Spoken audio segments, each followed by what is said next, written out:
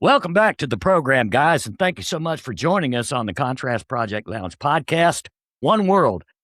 In case our friends, fans, and followers don't know what we're doing right now, Jim and I are embarking on a 5-part series of self-care as outlined in Dr. Livingood's book, Living Good Daily. He has a list of 5 F's, and the first one we're going to cover tonight in part 1, fixing your focus. Jim, how are you doing? Hold on a second. I'm trying to figure out what time I got to mow the lawn tomorrow. Focus. Okay. I'm doing good. Before we started recording, I was telling Jim this past weekend, I told all my friends, fans, and followers that I was taking a sabbatical and going radio silent for a few days just to do a mental and physical reset. And boy, howdy, I sure did. I was pretty much off the radar for about 4 days, and just did a bunch of eating and shopping and hanging out and resting and relaxing and watching TV and kicking my feet up. It was most enjoyable. And honestly, during those 4 days, the only thing I focused on was nothing. Yeah. Sometimes you got to do that. And there's a lot of truth in that. Sometimes you just got to say, okay, I'm going to do nothing.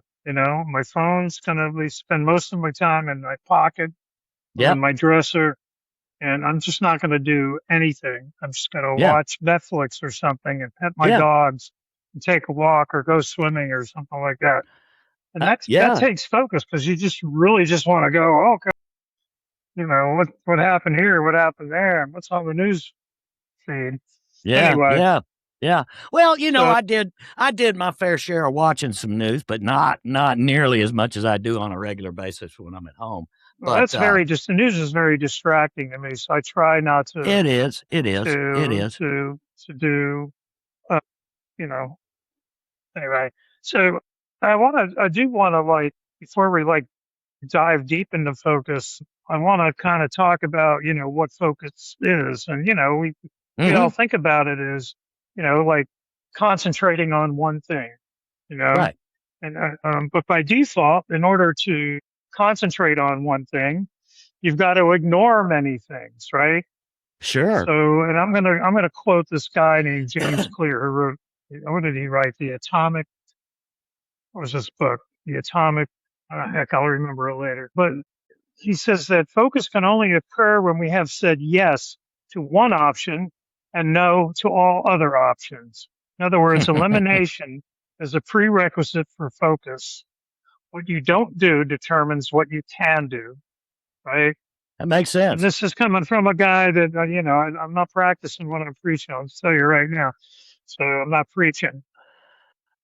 Well, like I've said before, neither one of us are professing or trying to position ourselves as know-it-all gurus.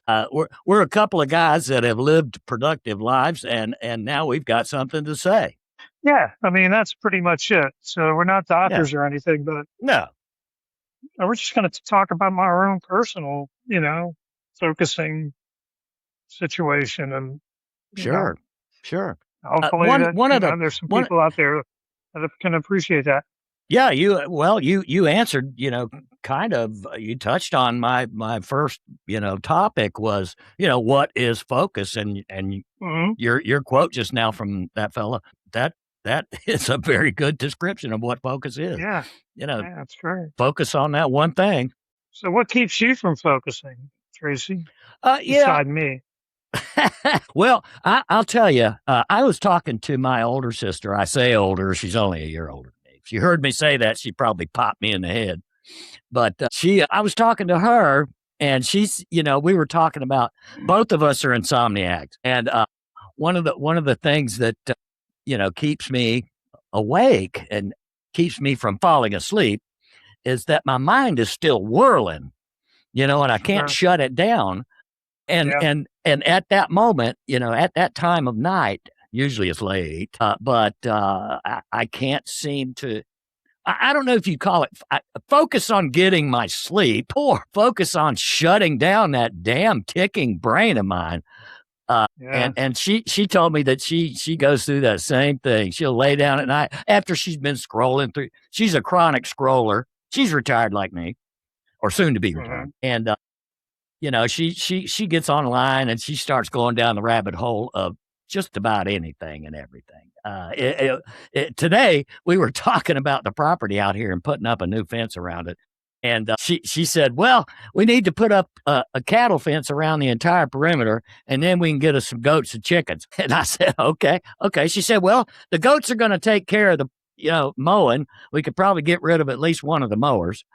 And she said, yeah, that's true. And then I told her, and then she said, well, I know what kind of goats we're going to get. She said, we're going to get Kiko goats because they're adapted to the heat in Florida and they'll eat everything. And I said, yeah, they will eat everything. So we're going to have to actually put some protective barriers around the shrubs and bushes because they will eat everything. Is this what you guys are talking about at night? Well, we got on that subject, and I told her, I said, well, I'm looking at some pictures of Kiko goats right now. I swear I did. And she said, I'm gone down that rabbit hole already. So her focus went from something else to that. And I'll guarantee you she was looking at goats and cattle fences for 2 hours. Yeah, good. You can go right down that rabbit hole. So, I know. Well, this is why counting sheep is actually a thing for that. I mean, there's a lot of truth in it. It kind of goes down to breathing exercises because if you're counting sheep, you're not thinking about anything else. Mm-hmm. But even better, doing a breathing exercises even helps you focus even more. It makes your brain stop doing everything else, and you inhale, for like 5 seconds through your nose, and you hold it for 2 seconds, and then you blow it out slowly through your mouth longer than it took to inhale. So it's kind of like, well, way back. You do that for 2 minutes, you're going to fall asleep. Yeah. Way back at the turn of the century when I was in nursing school, they used to actually have a term for that. What's turn? The turn of the 1900s or the 2000s? Yeah. And what they actually called those breathing exercises, they called it square breathing. 30-second inhale, 30-second exhale, 30-second inhale, 30-second exhale, and repeat. And so they at the time when I was in school, some of our instructors, they called it square breathing. And it does help you relax. If you can sit, I have an uncle that practices yoga religiously, or used to, and he could sit in one position. I swear to God, he could sit with his legs crossed over each other and sit there, how they put their hands in their in their lap, with the fingers pointed up, and he can sit there, close his eyes, and I mean, he won't move for an hour. He is focused. That's so, some of the things like, just common everyday things that keep us from focusing are like what? Like number one's got to be alerts on your phone. Yeah. Right.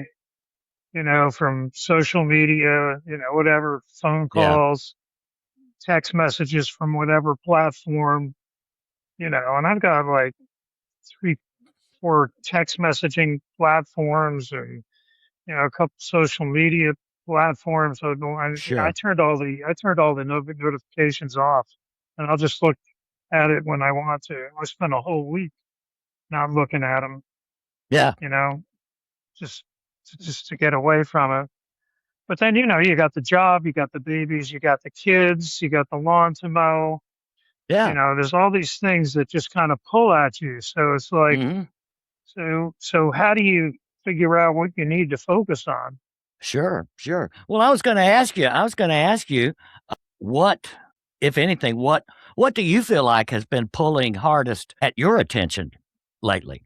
Well, I mean, I'm not a unique case, but I have ADHD since I was a kid. So we didn't know what it was back then, but now we do. And so, one of the things people don't know is that ADHD people have tons of attention. They just keep focusing it on a bunch of different things and switching and switching and switching and switching. So they have a lot of attention, but once they get focused, they're just burning right down that lane at 1,000,000 miles an hour, so, and it can accomplish a lot. So there's a lot of things that you can do as a person with ADHD that you can actually leverage. If you can train yourself to focus on one thing, you pretty much got it made, So, but generally speaking, when, for ADHD, we just switch from one thing to the next that, feeds our dopamine receptors, you know? Sure. Sure. So watching a movie, taking a ride on the bike, walking the dog, just one thing after the next. And so what I've found is I have to, and a lot of people recommend this, and so I'm not inventing anything, is, I just write down a list of things that need to happen, you know, and then I just pick, the top three. And then I say, out of those top three, what's got to happen today? Hmm. Right. Sure. And Sure. so yesterday it was work on my book. That was it. And Hmm. when I'm done, spending a couple hours working on my book, I can do a chapter or two, whatever scene, then I can switch to something else, you know. Hmm. So I've had to kind of manage it through that. I have to catch myself, Yeah. because I'll do three or four things at one time. It's like, I've been in the middle of cooking, then I'll take out the garbage, then I'll, feed the dogs, all mixed up Hmm. with each other. I don't Yeah. finish it all at one time. So so I got to pay attention to it. It's like, Jim, just, do what you're doing right now, finish it, and then do the next thing. And it works a lot of the time. Yeah. But, and this goes to this whole myth of multitasking. You know, we were kind of like in the business world, you were rewarded for multitasking, you know, and it's horrible. It's horrible. It's so inefficient. Our Yeah. brains are not meant to do that. Just the Sure. act Sure. of switching from one task to another takes some refocus time, and then switching Hmm. back to the other thing takes some Sure. refocus time, right? So, picture yourself writing a letter to somebody, right? And then you pause and you decide you're going to watch part of this movie. So you refocus on this movie, try to remember what happened Yeah. before that. You watch a little bit of it, and then you go back to writing the letter, and then you got to get your head back in that letter again. So it never works. It's like a computer. The computer spends more time task switching than you can imagine. You got 5 windows open at a time. It's Yeah. constantly task switching, and that takes a lot of energy. Hmm. Makes the CPU. Yeah. Well, when I'm doing research for, whether it be for just personal reason, whether I'm going to write about it or not, I like to, I've got my TV screen above my two computers up here, and I'll have the one open up with several tabs open, uh, looking at different sites for information, and usually I'll open up ground news and I'll get a wiki here and there and some news updates. And while the news is on my TV, I'll see something that catches my eye. Right. But And the thing bingo, is that bingo, I'll toggle over. And that's another thing, toggling. Somebody told me once, that's not multitasking when you got 40 tabs open. That's toggling. it is. It really is because what's known is that as soon as you go from the wiki thing that you're reading, you're not really conscious of what's happening on the television set. You can't concentrate both on the same time. But there may be some words that trigger your brain in the background. Yep. You'll go, whoa, right? Yep. But the quality of the work goes down with the number of tasks you do at the same time. Sure. Sure. Sure. You Now, know? now, I just mentioned multitasking and Yeah. toggling, but why multitasking or toggling often means repeatedly interrupting ourselves, and Right. we just said that. But Sure. what would you say is the difference between being busy and being focused? Uh, well, I don't know. I mean, I don't think they're the same thing because you can Hmm. be busy being focused and you can be busy not being focused. So it really, right? So I can be busy, working on the next chapter of my book. Don't bother me. All my notifications are off. Phone is on do not disturb. Or I can be busy mowing the lawn, and Hmm. while I'm mowing, thinking about what's happening next in the story, you know. But Right. or I can be busy just jumping from one thing to the next, or I can be busy with all the damn notifications. Oh yeah, yeah. Well, how many times do we go down that tree? Yeah. Well, you just said basically covered. You're out doing something else like mowing the lawn or washing the car or whatever, but something else is still in your mind that you're thinking about, right? So that goes to how unfinished tasks, they still remain active in our brain, in the back of our mind, while we're busy doing something else. Yeah. One of the things they say, and it does, but that's okay. That's what lists are for, so you can always go back if you forget what was in the back of your mind, because some of us will just forget, right? But one of the things they talk about in terms of focusing is to measure. In other words, measure your results. Mm-hmm. Okay, here's like an example. You'd say like, okay, well, I'm going to measure how many push-ups I do today when I work out. Okay. And I did 50 no, I can't do 50 push-ups, but I did 30. That ship sailed a long time ago for me.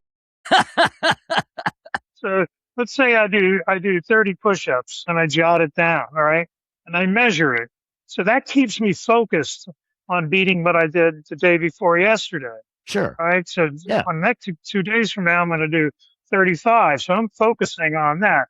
Or I'm going to read 50 pages out of my book today. And that's what I'm going to do. And once I'm done with that, then I'll do something else. Right.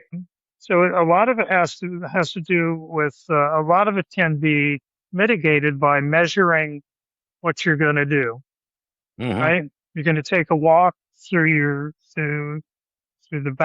backwoods where you live.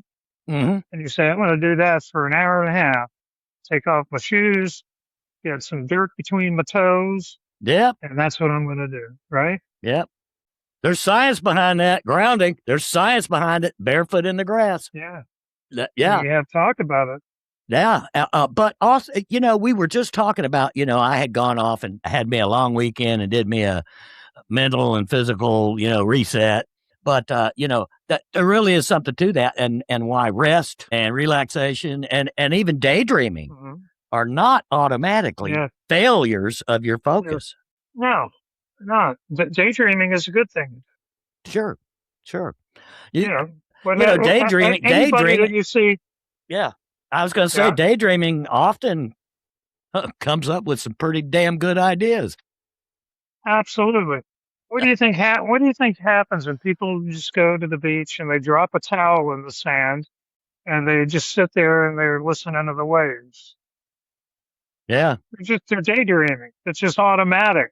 It's almost not voluntary, right? When I'm doing, I was an open water swimmer. Mm-hmm.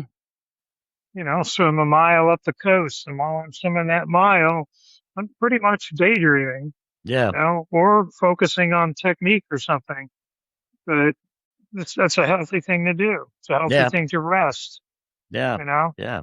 It seems though, like when you focus on resting, it's kind of like the harder you try to sleep, the harder it is to sleep. Right? Yeah. I don't know what the answer to that is. Drugs, probably. But CBD and melatonin, I guess. There you go.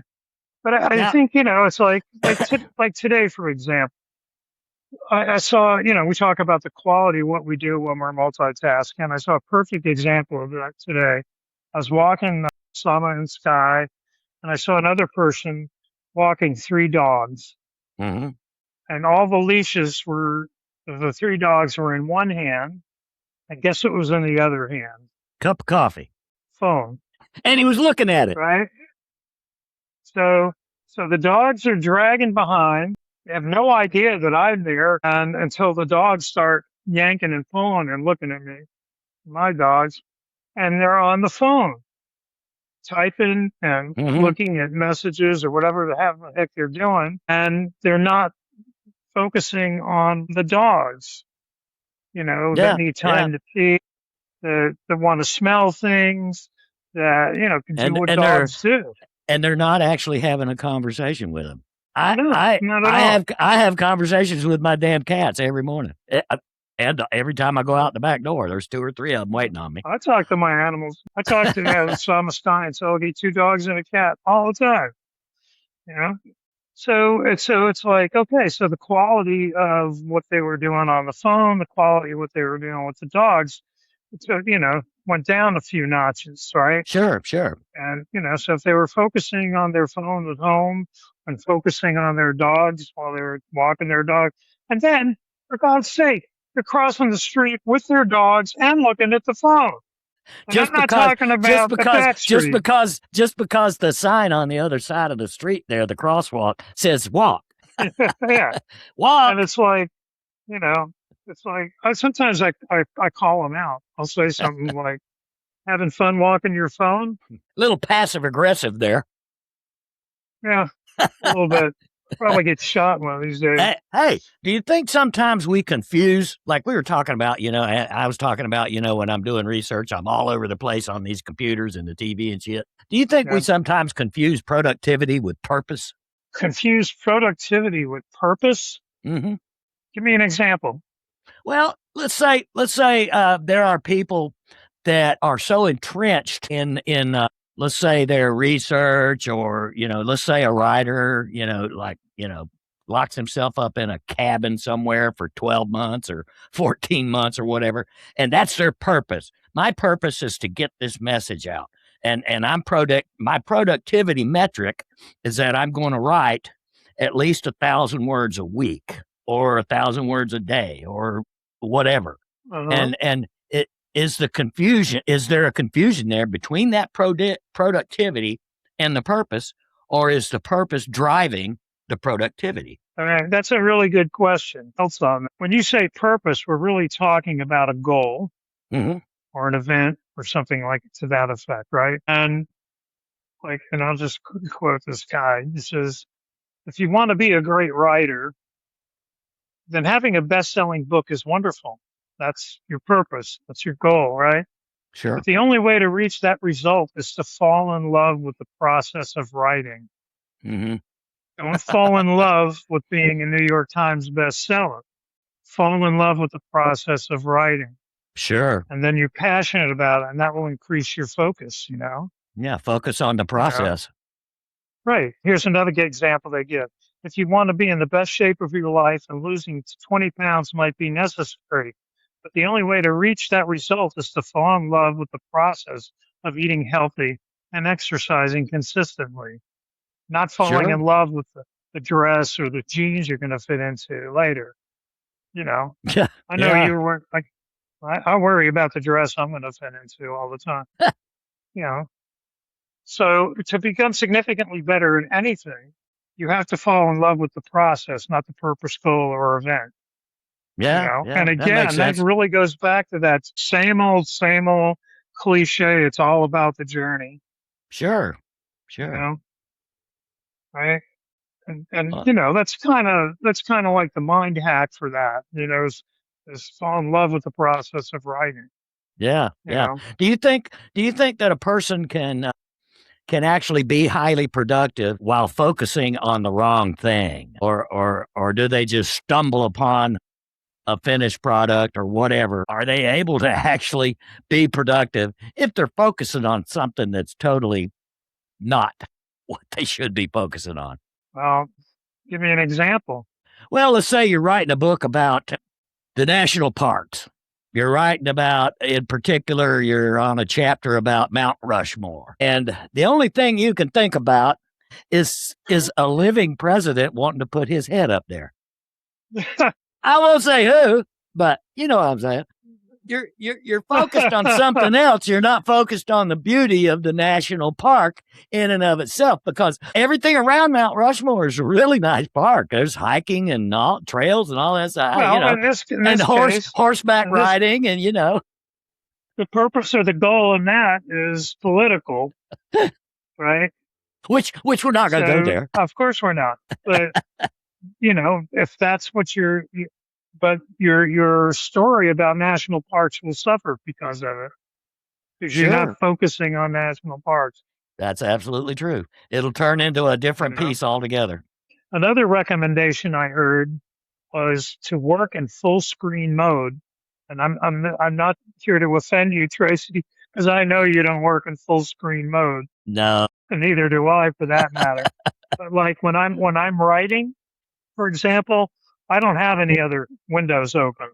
I just Right. have Word out in front of me, and I got my writing in front of me, and the chapter I'm working on in front of me, and nothing else. I don't. My phone is on do not disturb, and I just focus on that. And sometimes it's hard to fall in love with the process when you have a little Yeah. writer's Yeah. block or something. Yeah. Yeah. But when I do, um, when I do have writer's block, I will stop and I will listen to a song or read a poem or look at a painting and see if I can get some inspiration from that and maybe come up with a pivot point in the story or something Yeah. just by looking at that.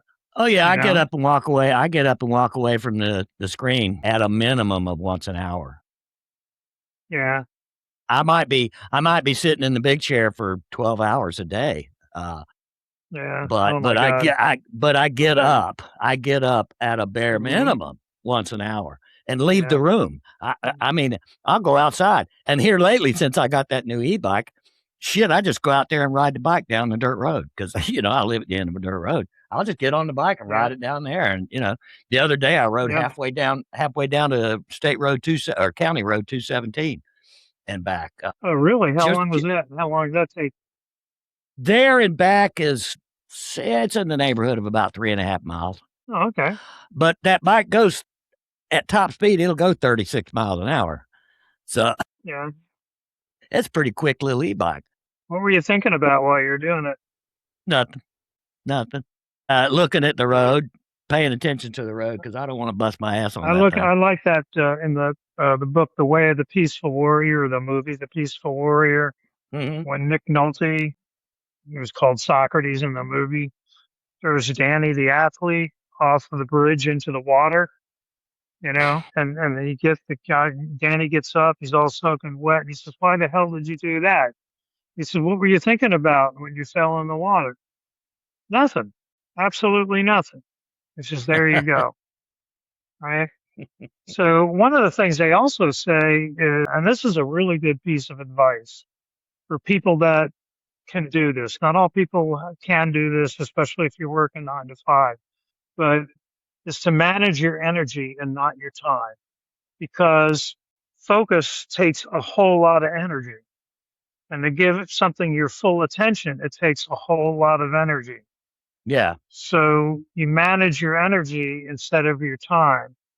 So if I know that I'm going to be swimming, 3 or 4 miles up the coast in the morning, I know I'm going to be exhausted. I'm going to have no energy. So I'm probably not going to be writing that day. So I won't even give it a shot, you know. But I'll manage my energy the next day to focus on writing or something. hmm, So it's like, when you have the energy to focus on whatever project you're doing, by God, go do it. And when you sure, don't, do something you have the energy for. You're too right, tired, and don't mow the lawn. Talk to your dad. Have a conversation with your sure, sister, right? yeah. Walk the dog, something. Yeah, my sister and I talk just about every day, every other day at least. Yeah, Yeah, have that's for great. years. Have for years. Yeah, Do you think with this busy world that we have going on, all the yeah, whatever and what have you going on, and not necessarily the news, but maybe you're still in that 9 to 5 daily grind, and you know yeah, the keeping up with the Joneses and that kind of thing. Got to have that new yeah, house, that new car, maybe yeah. even a second car, maybe even that second child in the house. Do you think we built our lives to the point of where every quiet moment must be filled? Yeah, I mean, you're so right, because then you start feeling guilty. And I'll tell you, Hmm. I felt that, Tracy, because I retired just about a year and a month ago, and it took me, you know, almost most of that time to get used to getting out of that frame of mind. Sure, Like if I'm sure. doing nothing, not to feel guilty. not to feel like everything has to be done right now, that everything is urgent. Got to Yeah. get washed every dish before you do that. You got to, do this, and it's just Yeah. like everything's got a deadline because it did have a deadline. Work always has a deadline. Then you got to rush Sure. home, get the dogs out to walk them before they pee on your floor, right? Yeah. And then make their dinner, right? And then, but what's left? You know, Yeah. I still go back and think about when I was working full time, how in the world I did everything I do and worked at the same time. I don't know how I did it. Somehow I managed to do it because now that I'm not working in my old career, I'm just working as a writer now. It's like I have plenty of time and I can do it when I want. Yeah. And I still have a hard time fitting it all in. Yeah. Yeah. So, I still have to measure it, but I'm finally getting out of that phase, Yeah. that mental habit of Yeah. boom, Yeah. boom, boom, boom, boom. Yeah. But you know what? People that are still in that 9 to 5, rat Yeah, race, people that are still in there and they're years away from retirement, yeah, sometimes they may have a misconception of what us retirees go through because it's not always a bed of roses. As we get older, it's no, not a vacation every damn day. no, because we're older, get medical problems, so it takes some Yeah, of our time away, yeah, and all this stuff. But most of the stuff we're talking about right now is probably super important to the people that are raising families right now and yeah, working the 9 to 5. I mean, I did that, you know, a good chunk of my life. yeah, And, and we were raised that like work is the most important thing. You're the breadwinner and mom's the cook of the house and all that yeah, misogynist stuff because I was yeah, born in the yeah, 50s, yeah, you know, yeah, yeah, and it's crazy talk now, but it was very hard to manage doing all that stuff. And it's really important at that point, even though you got your 9 to 5 or whatever you're committed to do at work, sure, you still got to manage your energy to yeah, the point where when I get home, I have to have the energy to make dinner because my partner, she's in a conference in Atlanta or something. So, you still have to manage your energy. yeah, And absolutely, and yeah, sometimes you can't give it all to the workplace. yeah, You yeah, know. yeah. When do you think? I would think this is an easy one to answer. Do you think that it's healthy to have such an intense level of focus that it becomes an obsession? No, I don't think that's healthy at all. Yeah, yeah, Especially it depends, especially on what you're focused on. You know, yeah, yeah, yeah. like so I'll give you my example is when I became an open water swimmer back shortly after the turn of the century, the 2000th, the 20th century. I and I started open water swimming. I really became obsessed with it.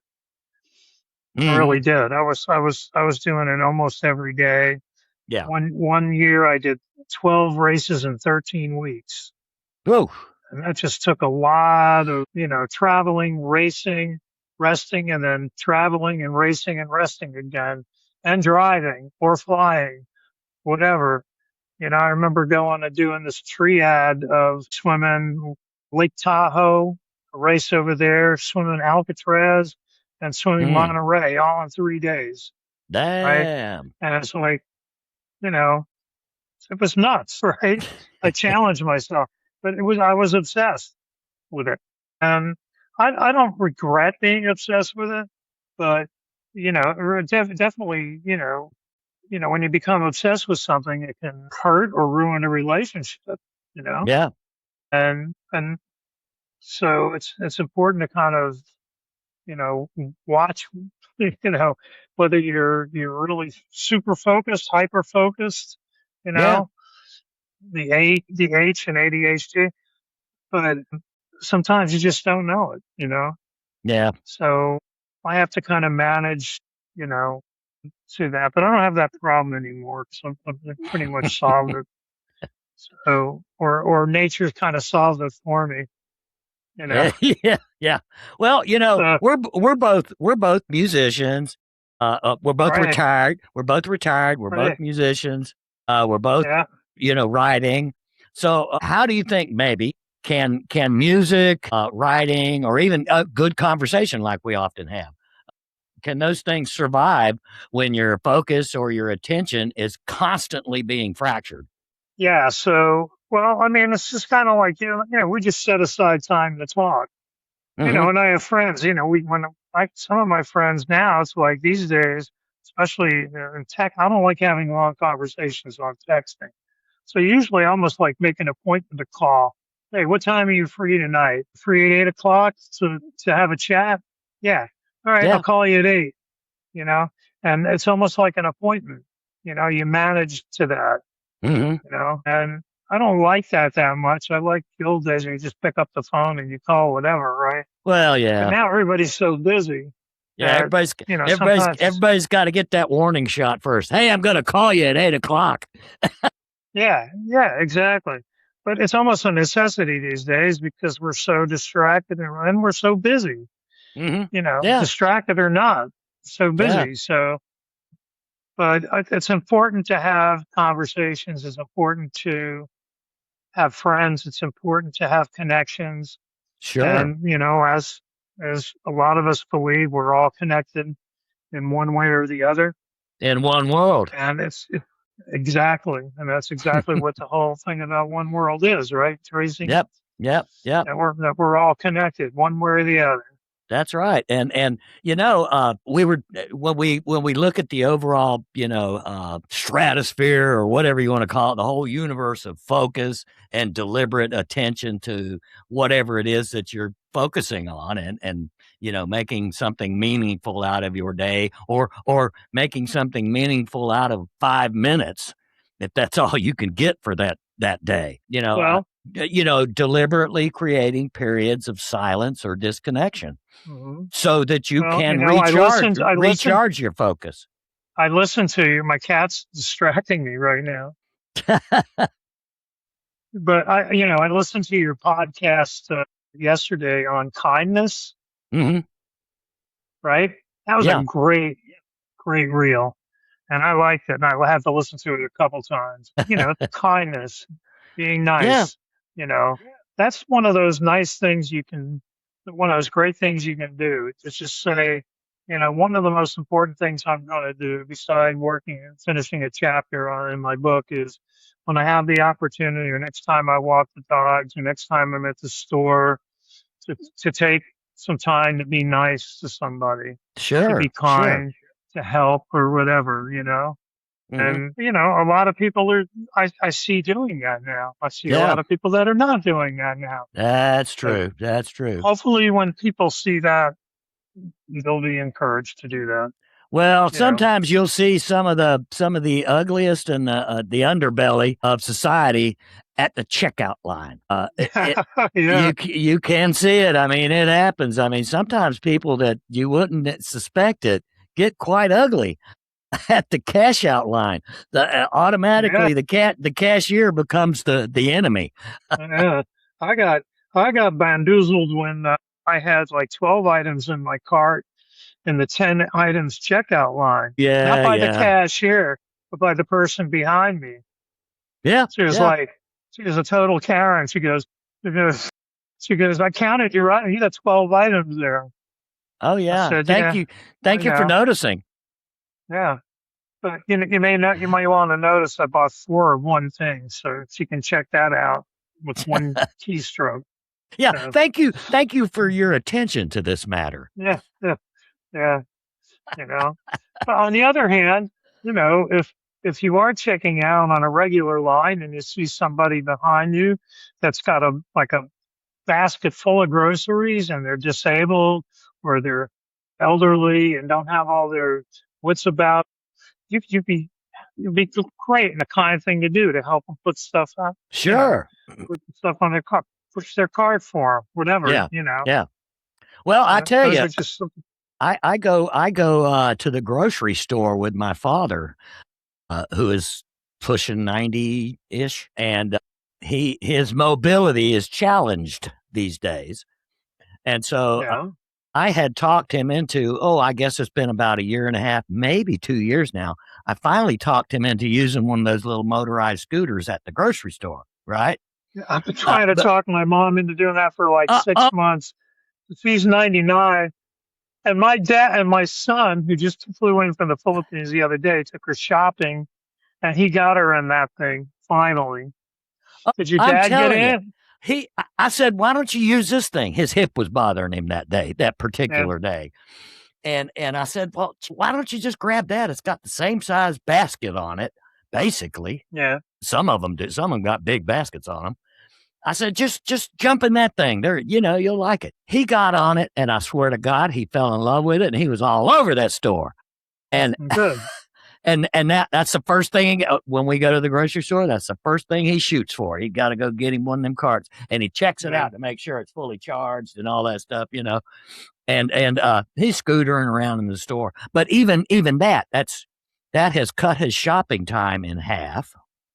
At least. And by me going with him, he doesn't have to get up out of that thing to continue to stand up, sit back down, stand up, sit back, get something on the top of the shelf. You get, get something off the top of the shelf. So I go with him and I do that. He'll say, give me 2 of those. And I'll grab, and we fill it up. And the people at the grocery store automatically know the 2 of us now because we go in there so frequently. And they're really super nice. And so, what got me thinking, going back to the kindness thing, I think we've all heard those, slogans and be kind and spread kindness and sprinkle that shit everywhere you go. Well, I was just looking at, I'm a t-shirt junkie. So, I look for t-shirts with slogans and stuff on them. And I ran across one on Amazon a couple weeks back, and it said, it was some, just kind of basic, but it had big lettering on the front of it, and it said, kindness, choose it, live it. Yeah. That's all it said. Yeah. That's it. That's different colors. Great thing. And I ordered it. I got the shirt. It was like $10. It was a cheap t-shirt. And I was looking at it, and I was saying, you know what? I think I'm going to do a little short reel on that. And that's what made me think of doing it. I think it was so well done. It was inspiring, even for me. And so you might want to, like, when you push this podcast we're doing right now to all the platforms, you may want to put a little link into the kindness reel that you did. Oh yeah. So other people can watch it. Definitely. That might be a good idea. But in the end, it's like going back to focus, right? A lot of it. I mean, the top of the cream at the top of the focus issue is going to be put your phone on do not disturb, put everything away and focus on what you're doing right now, and try not to. And I mean, I know if you're a mom or a dad and you're reading a bedtime story and then the baby in the other room starts crying, I get all that. I've been through all that. But just do your best to, when you are focusing on something, to focus on that. And focusing, as we talked about earlier, means eliminating all the other stuff that you can possibly eliminate, right? That's part of the definition, right? And measure what you're doing. Yeah. I'm gonna run the treadmill for 30 minutes today, right? Yeah. And that keeps that dopamine flowing, right? Sure. Well, this is a great topic, and I'm glad we're doing a 5-part series on it. Fix your focus, being the first part. Fantastic. Before we go, I did want to just read off a little checklist for our friends, fans, and followers on possible practices to regain your focus. Let me pull this thing up here, and I'm going to read them off for you real quick. Possible practices for regaining your focus. Delay phone use for the first 15 minutes after waking up. In other words, don't crawl out of bed and go straight for your phone. Take some time to welcome the sunrise. Yeah, there you go. Turn off non-essential notifications. You mentioned that, cutting off notifications. Create one phone-free meal each day, at least one, where the phone is not sitting on your table with your plate of food, you know? Yeah. Like we've talked about this before, walking into a restaurant and half the people in there are on their phone. They're on their phone. Like whole families sometimes. It's like, my God. Hey, even my I don't mom, know. she's 99. My mom is 99. If she gets an alert on her phone, she's got it up. Yeah. And looking at it. I don't know if I mentioned this to you before, but maybe I have, but years and years ago, had a birthday party, and it was quite a big bash. I mean, we rented out a hall and everything for my stepdaughter, and we were in there, my ex-wife Alex and I were in there, just mingling around. A lot of parents were there. It was a Sweet 16 birthday party. And I mean, it decorations and the whole night. Everybody was decked out in their best, dress. It was almost like a mini prom to the young ladies that were there. And good Lord. And like I say, this was years ago. Every chance they got, if they weren't on the dance floor, they were sitting at the table on their cell phones. And I remember on many of occasion where either my biological daughter or my stepdaughter would be sitting on the couch with a friend or someone else in the same room, and they're texting each other in the same room. Oh my God. Anyway, here's some more. Work in a go single back to your list, man. Focus on I got to focus on your list. Yeah, I toggled there. You did. Work in a single task block for at least 20 minutes. Keep a paper distraction list beside your workspace. In other words, make a list of distractions. That would be focusing on something I wouldn't do. I don't think I would make a list of distractions because there's God knows there's plenty of them. Establish a clear stopping time for news. That's something I have to work on because late at night, I'll watch some late news programs, and then I'll lay down in bed, and I still have my pad with me, and I'm scrolling on my pad. Next thing you know, it's 2:00 in the morning. I'm still not asleep. That's because you're a newsy boy.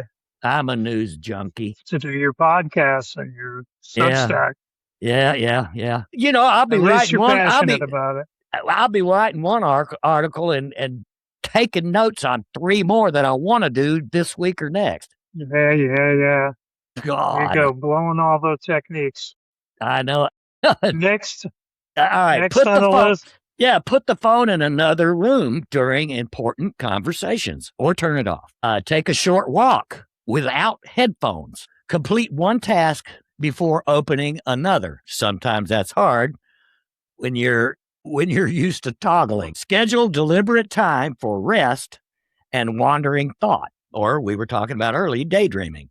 Wandering. Ask what matters most in the next 30 minutes.